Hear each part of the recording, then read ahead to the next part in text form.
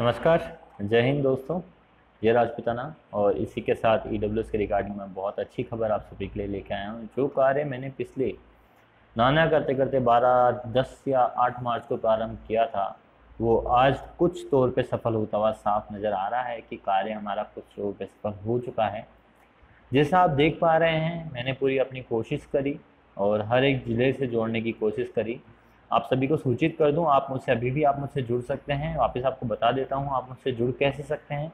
मेरे नंबर हैं 7733070699। ये मेरे व्हाट्सएप नंबर है। आप इस पर मुझसे जुड़ सकते हैं, अपना पूरा नाम व जिला भेजकर, जिससे आगे भी कई कार्य, अच्छे बेहतर कार्य आरक्षण व अन्य मुद्दों पे करे जा सकें। लेकिन इसके लिए हम सभी को एकजुट होना होगा। देश हित में अगर कार्य करना है तो हम सब एकजुट होकर ही कार्य कर सकते हैं। और ईडब्ल्यूएस के लिए मैंने जो कार्य करा उसकी पूर्ण जानकारी मैं आपको दे देता हूँ, बता देता हूँ कि दिक्कतें क्या आ रही थी। दिक्कतें जो आ रही थी मैं आपको बता दूँ, पूरी साफ साफ दिक्कतें आ रही थी कि ईडब्ल्यूएस का जो प्रमाण पत्र है वो पूर्ण रूप से नहीं बन रहा था। एसडीएम जो थे वो इसे बनाने से आनाकानी कर रहे थे।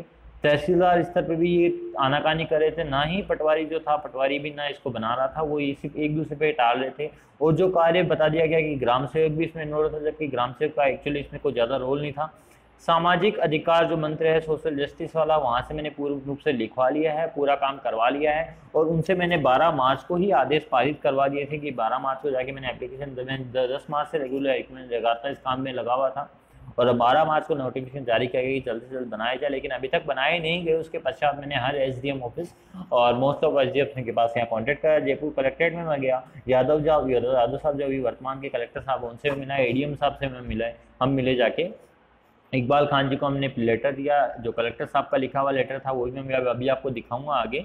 अब देखिए, इसमें बात यह है कि आप मुझसे जुड़े और अपना नाम और जिला मुझसे भेजें, जिससे अपन निरंतर ऐसे कार्य निरंतर तौर पे करवाए जा सकें। आज की जो खुशखबरी है उस खुशखबरी पे आते हैं। तो इससे पहले मैं आपको बता दूं, अगर आप वीडियो को पहली बार देख रहे हैं, चैनल पे फर्स्ट टाइम है, तो चैनल को सब्सक्राइब करें, वीडियो को लाइक करें और कमेंट जरूर करें कि आप आगे और क्या कार्य करवाना चाहते हैं, कैसे कैसे आपकी दिक्कतें आ रही हैं, आपको फेस करनी पड़ी, जिससे हम प्रयास साथ में रहें।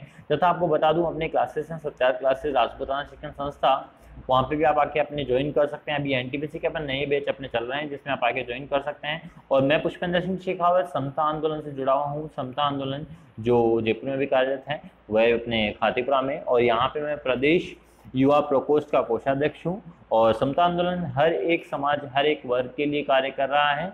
रिगार्डिंग रिजर्वेशन के लिए भी हमने मुद्दा उठा रखा समता आंदोलन ने, और बहुत अच्छा हम बेहतर कार्य कर रहे हैं। अभी ओबीसी प्रकोष्ठ भी इसमें बन चुका है पूर्ण तौर से, और वो संचालित हो रहा है, जिसमें अभी खान साहब को बनाया गया अध्यक्ष। अब बात करते हैं आगे, मैं आपको फिर फर्दर लेके चलता हूँ। तो देखिए, काम जो हुआ है वो देखिएगा, अच्छे समझिएगा इस काम को।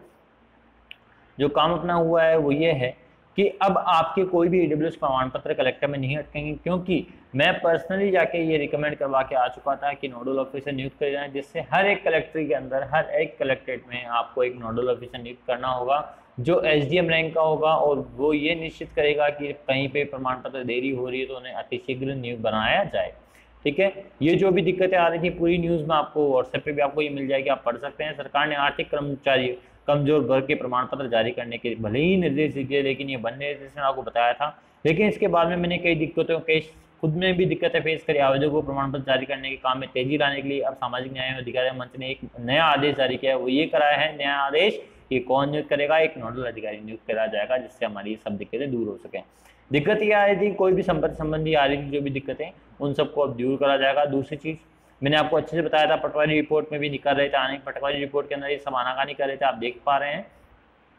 यहाँ पे साफ साफ दिया हुआ है कि पूरे कार्य पूरी तन मन धन से मैं अपना लग चुका था। बहुत पैसा भी, कुछ पैसा भी खर्च हुआ, और कुछ काम में देखो आपको पता है आने जाने में बहुत ज़्यादा काम खर्च होता है, खुद का वक्त देना पड़ता है, क्लासेस छोड़नी पड़ती है पढ़ाने वाली, कई काम करने पड़ते हैं, कुछ धन भी खर्च होता है, कुछ ऐसे भी कार्य करने नियंत्रण में बहुत अपना टाइम भी जाता है, मेहनत भी लगती है।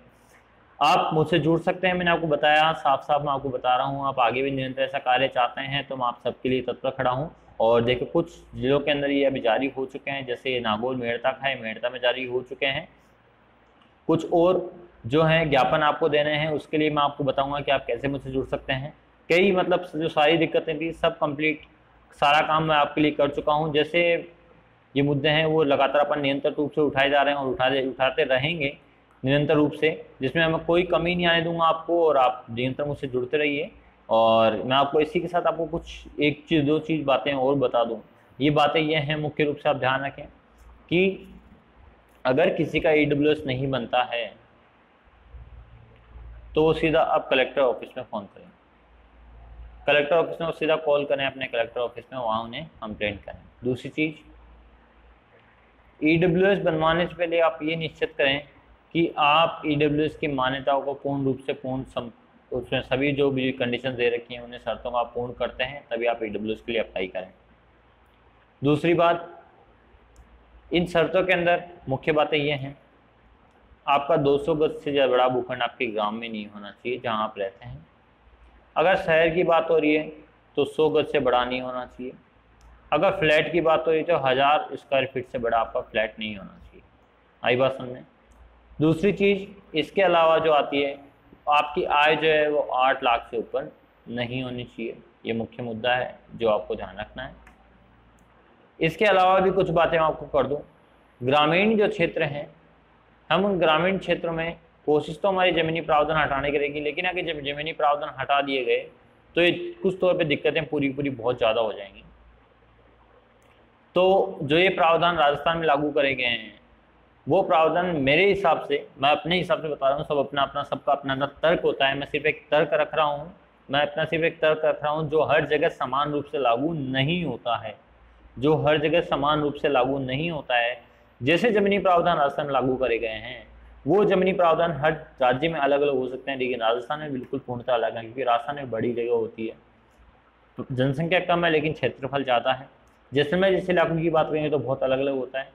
तो जो इन्होंने यहाँ पे जो एकड़ का डाला है 5 एकड़ का, वास्तव में ये पूर्णतः तो नहीं हटाया जाना चाहिए, क्योंकि जिसकी अगर 100 एकड़ ज़मीन है, कई परिवारों में होती है 50 एकड़ ज़मीन, 20 एकड़ ज़मीन, तो इतना ना होकर इसको जो 5 एकड़ वाला है इसको 10 से या 15 एकड़ तक इसको करा जाना चाहिए।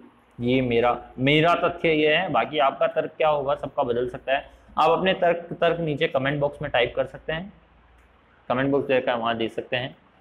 10 से लेके 15 एकड़ तक लैंड, गांव में अगर भूखंड की बात हो तो 200 गज ना हो के उसे 400 गज करा जाए, कम से कम 400 गज का करा जाए भूखंड। और सिटी की बात करें नगर पालिका क्षेत्र की, तो वहां कम से कम 200 गज तो मिनिमम होना ही चाहिए, 200 गज का मिनिमम, ठीक है, इतना होना ही चाहिए। आपने क्लब्ड यहाँ पे प्रॉपर्टी जो डाली है उसे सही से देखने के लिए आप ये काम कर सकते हैं कि पर्टिकुलर आपको छानबीन करनी पड़ेगी, वो अभी मुमकिन नहीं है। तो अभी आप इसको आधार कार्ड से जोड़ते जाइए, हर संपत्ति को आधार कार्ड से जोड़ेंगे तब ये पूर्णतः सामने आ पाएगी, उजागर हो पाएगी। आप साफ कर दें कि कोई व्यक्ति कहीं पे भी रहता हो उसकी जो प्रॉपर्टी है वो आधार कार्ड से पूर्णतः लिंक करी जाए, और ये जो कार्य है ये 1 वर्ष की अवधि के अंदर पूर्णतः करा जाए, तब ये पूर्ण रूप से सही से पकड़ में आ सकती हैं। कम से कम अगर करना है तो ये रेगुलेशंस अपन को लगाने पड़ेंगे, तब ये कार्य जाके सही सुचारू रूप से हो पाएंगे। आधार के अंदर 1 वर्ष के भीतर इनको जोड़ा जाए, और परिवार का जो आधार है सेम जैसे राजस्थान में भामाशाह का करा गया है, वैसे ही पारिवारिक राशन कार्ड के अनुसार हर पूरे स्टेट राज्यों में भारतवर्ष में भामाशाह की तरह एक कार्ड बनाया जाए जिसमें फैमिली कैलकुलेट हो, फैमिली एक कार्ड के अंदर सीमित हो और वो उसके अंदर आधार कार्ड से संबंधित हो। वहां पे भामाशाह के अनुसार संपत्ति को देखा जाए कि कुल संपत्ति कितनी हो रही है और कुल संपत्ति के अनुसार बांटा जाए। जमीन में आपको दोबारा आपको बताता हूँ 10 से 15 एकड़, और जो बाकी है 400 गज का भूखंड गांव में, और नगर पालिका क्षेत्र के अंदर बात करें या जेडी के क्षेत्र में बात करें 200 गज का भूखंड हो। दूसरी जो फ्लैट वाली जो कंडीशन है वो फ्लैट वाली कंडीशन 2000 कर देनी चाहिए, मतलब जो एक्चुअली कंडीशन लिखी गई है वो 2000 फ्लैट वाली कर देनी चाहिए। और क्लब वाली मैंने आपको बता दिया, जहां भी जो भी संपत्ति है वो आपके नाम पे दोबारा चढ़े, सारी संपत्तियों को दोबारा नामकरण हो, लोड पड़ेगा सरकार पे, बहुत दिक्कतें आएंगी। लेकिन अब ये आधार कार्ड से लिंक करी जाए, मात्र 1 से लेकर 2 वर्ष के अंदर जो नई सरकार बनती है वो 1 से लेकर 2 वर्ष में सभी को आधार कार्ड से जोड़ें, जिससे वास्तविक तौर पे जो आर्थिक कमजोर वर्ग है उसे हम चयनित कर सकें कि कौन वास्तविक तौर पे आर्थिक कमजोर है।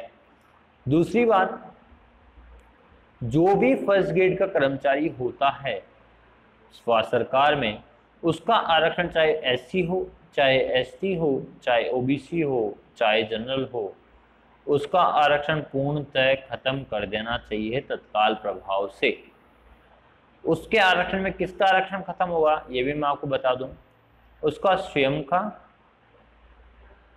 व उसके माता व पिता का।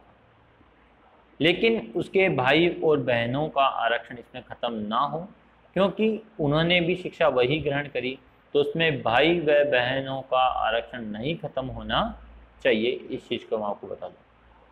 अगर कोई व्यक्ति जिसकी सेवा सर्विस में सिलेक्ट चयनित हो जाता है, तो उसके अगर कोई बच्चे होते हैं उसको 20 साल में आरक्षण दिया जाता है, तो उनको वो आरक्षण नहीं मिलेगा, ये भी निश्चित किया जाना चाहिए अगर वो फर्स्ट ग्रेड का कर्मचारी 20 वर्ष पहले बन चुका है। इस चीज की निश्चितता करी जाए। ठीक है, यहाँ पे अगर आय की जो सीमा है वो बिल्कुल सही है, 8 लाख की आय होनी चाहिए।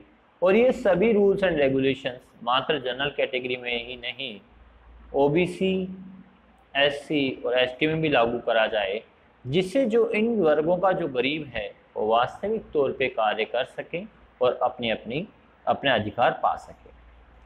दूसरी चीज, जो स्किल डेवलपमेंट PMKVY वाली जो चलाई गई थी प्रधानमंत्री कौशल विकास योजना, उसको इसमें भी लागू करा जाए। उसमें लागू ऐसे करा जाए कि जो 8 लाख से कम हैं जिनकी आय, उन्हें बिल्कुल निःशुल्क कार्य सीमा दी जाए और उन्हें कार्य करके उन्हें सक्षम बनाया जाए, जिससे सक्षम जब वो बनेंगे तो अपने अपने वर्ग में वो पढ़ाई भी कर पाएंगे। और PMKY में एक चीज़ और स्कीम चलाई जानी चाहिए, जो भी सरकार के द्वारा प्रतियोगी परीक्षा आयोजित की जाती है उसकी तैयारी इसके अंदर निःशुल्क करवाई जानी चाहिए। ठीक है, अगर वो तैयारी इसके अंदर निःशुल्क होगी तो बताइए बहुत ज़्यादा एक हेल्प के तौर पर इनका कार्य मिल सकेगा। अब मैं आपको बता दूं कि आप मुझसे जुड़ सकते हैं, दोबारा बता रहा हूं, मेरे व्हाट्सएप नंबर 7733070699 पे आप मुझसे जुड़ सकते हैं।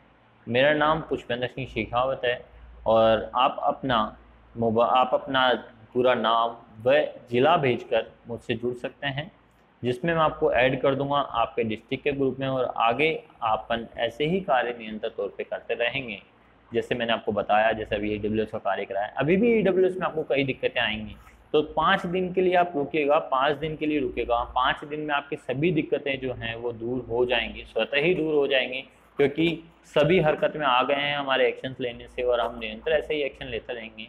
ठीक है, और अगर कोई आपको दिक्कत है तो आप समता आंदोलन से कॉन्टेक्ट कर सकते हैं और साथ में मुझसे भी संपर्क में जुड़ सकते हैं। मैं भी एक समता आंदोलन का मुख्य रूप से सदस्य हूँ और युवा प्रकोष्ठ का प्रदेश कोषाध्यक्ष हूँ। साथ में जितेंद्र सिंह जी और नारायण जो शर्मा जी हैं, जो पाराशर जी हैं, उनसे भी आप जुड़ सकते हैं और उनसे कॉन्टेक्ट करके उनकी भी आप नंबर ले सकते हैं, जिसे मैंने आपको बताया। और साथ ही अपनी क्लासेस हैं जहाँ अपन NTPC का बैच चला रहे हैं, वहाँ भी आप मुझसे संपर्क कर सकते हैं, जिससे आपको निरंतर कोई दिक्कत आपको ना सहन करनी पड़े। और कम फीस में हम आपको बेहतर तैयारी करा रहे हैं, और जो फीस है वो मात्र हम 5100 रुपये हमारी फीस है, जिसमें आपको पूरा NTPC की तैयारी कराई जा रही है परीक्षा होने तक। ठीक है डियर स्टूडेंट्स, और आप मुझसे जुड़ते रहिए। और वीडियो पसंद आया तो लाइक कीजिएगा, शेयर कीजिएगा और चैनल को सब्सक्राइब करना ना भूलिएगा। जय हिंद, जय भारत, वंदे मातरम।